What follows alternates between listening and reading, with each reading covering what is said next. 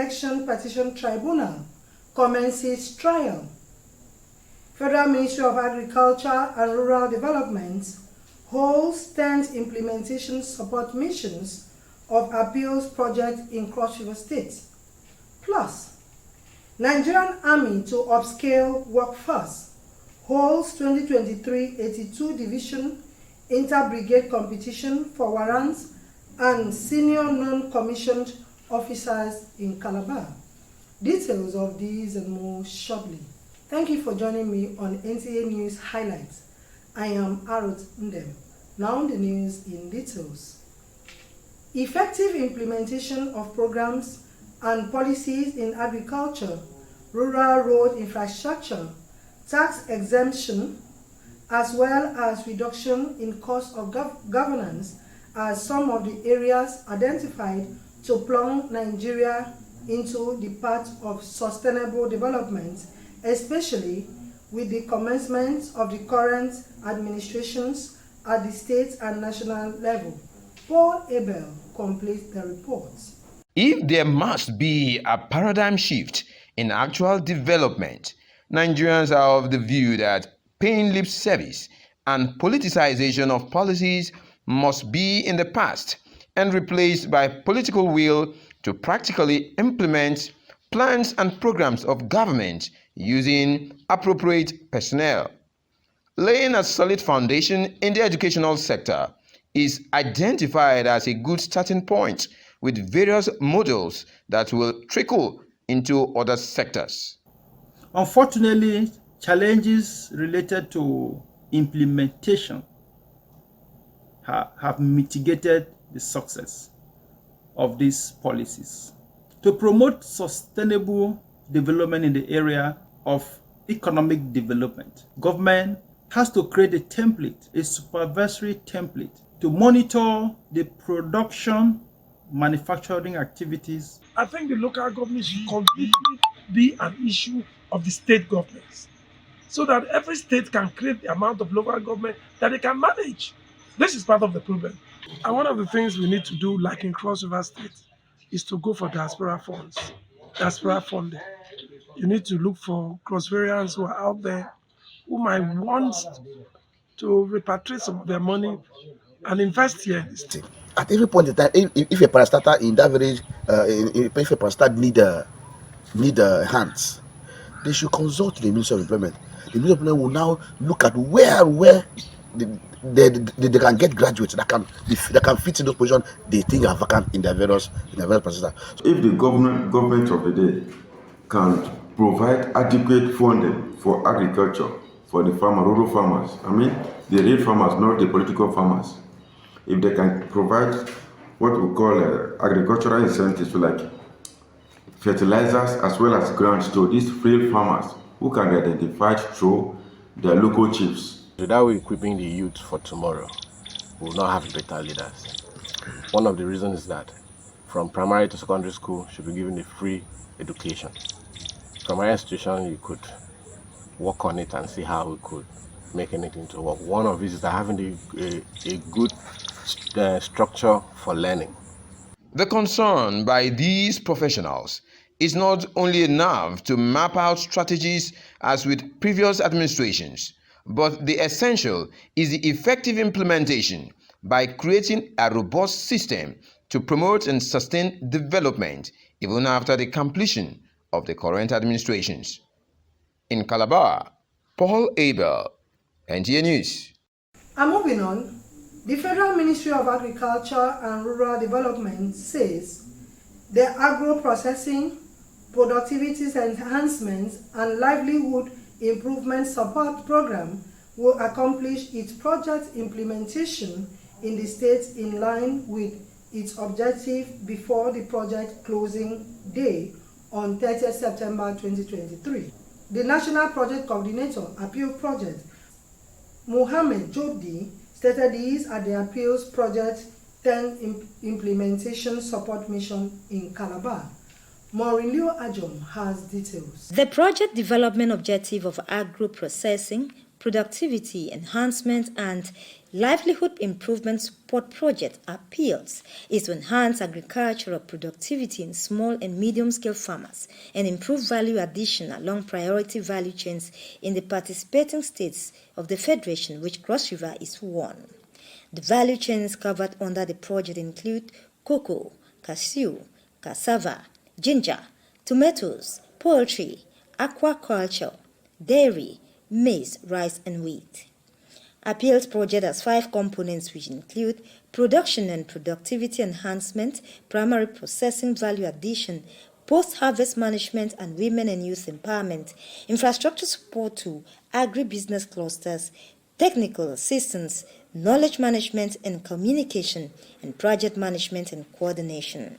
At the 10th Implementation Support Mission in Calabar, stakeholders reviewed project performance against its development objectives, as well as analyzed key implementation challenges encountered to include infrastructure, especially in Cross River State, with the National Project Coordinator Mohammed Jabdi, World Bank representatives, and task team leader, collectively proffering better approaches towards achieving objectives. Cross River has not really done too bad, but in terms of infrastructure, which is also very critical to support our farmers in terms of aggregation and cottage processing centers, be it also farm access road and other infrastructure support to agribusiness in the project, that is an area that is a little bit being delayed, but we are hopeful before the end of the project, the state will be able to accomplish these activities in the state. One of our chief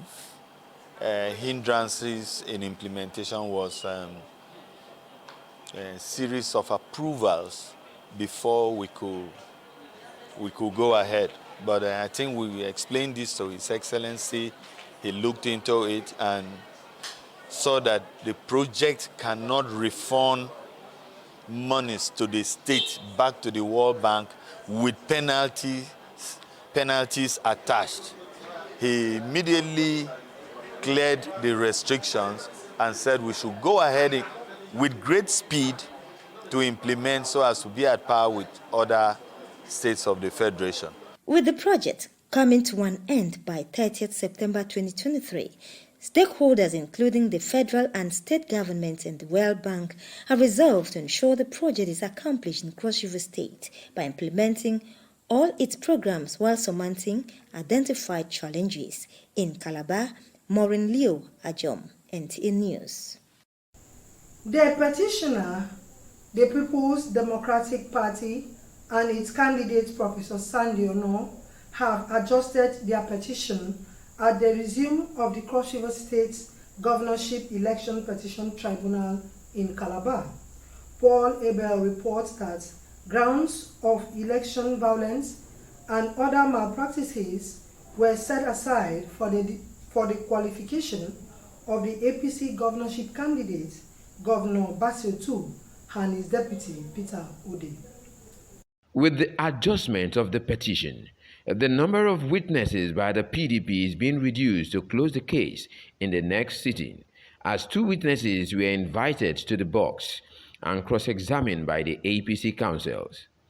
Documents and evidence were submitted to the 3-man panel led by Justice Ine Oken as exhibits, while the witnesses answered questions on the conduct of the election in Ogoju local government area and the qualification status of the deputy governor, who was the leader of the State House of Assembly and a PDP member, before cross-carpeting to the APC with other House members.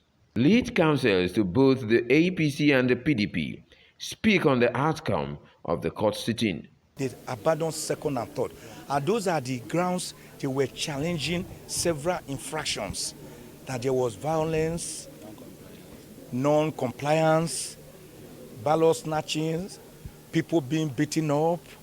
All those grounds, they have abandoned them.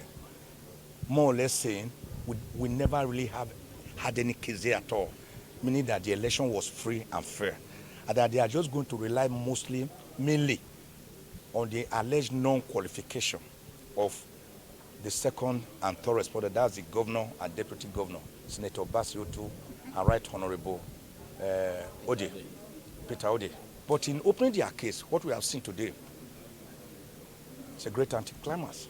They called their first witness, one Honorable Abu, who said he's a world secretary in Ogoja.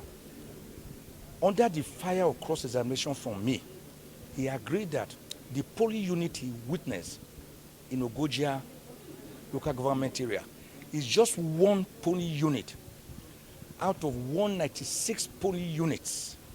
So we leave the rest to the address stage. So it was a beautiful day for the second and third respondent, Governor Basiotu and Right Honorable Peter Ode. Well, we informed the tribunal that we were limiting our petition to the qualification of the governor and his deputy. And so we called 2 witnesses today. We are hopeful. It's a matter of documentary evidence. We are hopeful. By the time the PDP closes its case the next day, the APC is expected to invite its witnesses for accelerated hearing of the case in order to complete the court sitting within record time. In Calabar, Paul Abel, Nta News. Now to security. The Nigerian Army 13 Brigade says it has upscaled its training through health competitions in line with the philosophy of the Chief of Army Staff to transform the Nigerian Army into a well-trained, equipped, and highly motivated force. The Commander, 13 Brigade, Brigadier General Everest Okoro, stated this at the commencement of the 82 Division Inter-Brigade Warrant Officers and Senior Non-Commissioned Officers Competition 2023 in Calabar. Correspondent Chibongbasi was there and now reports. 250 personnel from 5 formations within 82 Division are participating in 7 events of map reading, skill at arms, obstacle crossing, combat swimming, and half cross-country, among other competitive events. Commander 13 Brigade, Brigadier General Everest Okoro says the primary aim of the competition is to improve junior leadership traits, organizational ability, and initiative of warrant officers and senior non-commissioned officers. The participating formations are 14 Brigade, 34 Artillery Brigade, 44 Engineer Brigade, 82 Division Garrison, and of course 13 Brigade, which is the host formation. Special guest of honor, Commodore Vincent Barangui, says the only way to bleed less in wartime is to sweat more in peacetime. It's why constant training and retraining is necessary for the officers. All these are skills a soldier will require, whether you are deployed to the northeast region of Nigeria, northwest, Niger Delta, and the Gambia. To ensure a fair competition, a team of impartial umpires have been selected and properly briefed to adhere to the rules and regulations circulated to all formations and units in the administrative instructions. In Calabar, Achibombasi, NTA News. Now to the legislative matters. The Cross River State House of Assembly is calling on the state government to take urgent measures to fight the incessant cases of cult, crisis, kidnapping, and other forms of insecurity in Calabar South local government area and its environs for people to live in peace. Udwaitem reports that the resolution came on the heels of deliberation on a matter of urgent public interest raised by member representing Calabar South 2, Victor Nsa. The increasing rate of insecurity in some parts of Cross River State, particularly Calabar South and its environs, has become worrisome. Its activities such as kidnapping, cultism, piracy and militancy in the waterways have put travelers in fear and fishermen whose businesses are also affected. This issue of insecurity was deliberated at the Cross River State House of Assembly during plenary, as the motion calling on the state government to adopt adequate measures to curb the menace was moved by member representing Calabar South State Constituency, Victor Nsa, and the motion was also supported by other members of the House. I rise to move a motion calling on the State Security Advisor to the Governor to adopt adequate measures to curb the menace of militancy in Calabar. The Calabar has become a place whereby people there that living there cannot even sleep with their two eyes closed. It's a problem to us. And I must say that while we are calling on security agencies to help the people of Calabar South, we must also take note that security is everybody's business. Inasmuch as security remains the responsibility of government, the House emphasized the need for citizens to give necessary information to security agencies and government for effective policing. Calling on state government to be proactive security-wise. The Speaker also informed that the resolutions of the House will be sent to the Executive for necessary action. In Calabar, Uduak Etam, NTA News. Still on legislative matters, Speaker Cross River State House of Assembly, Elvet Anyambim, has assured members of Nawa's friend of his support towards the growth and development of the club in the state. The Speaker gave the assurance when he played host to members of the club in Calabar. He admonished the club to be optimistic and maintain a positive mindset in its dealings and for the betterment of the society. The Speaker of the Cross River State House of Assembly charged the club to be politically grounded in the scheme of things in the state in a bid to contribute its quota to governance and the overall interests of Cross River State. Meanwhile, the chairman of the club, Tom Okbachi, assured the Speaker of the club's continuous support and prayers for the 10th Assembly to succeed. That is it on our news highlight. Thank you for watching.